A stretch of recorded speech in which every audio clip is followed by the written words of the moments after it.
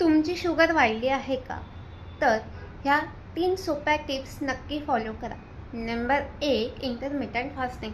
Intermittent fasting म्हणजेच संपूर्ण दिवसांचा उपवास न करता फक्त 12 ते 14 तासांचा उपवास करावा, ज्याने तुमचे पचन हलके होते व तुमच्या डायजेस्टिव्ह सिस्टीमवर लोड येत नाही.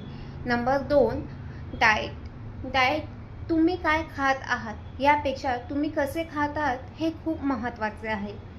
तर आजपासून तुमच्या आहारामध्ये आधी फायबर, मग प्रोटीन आणि त्यानंतर कार्बोहायड्रेटचा समावेश करा.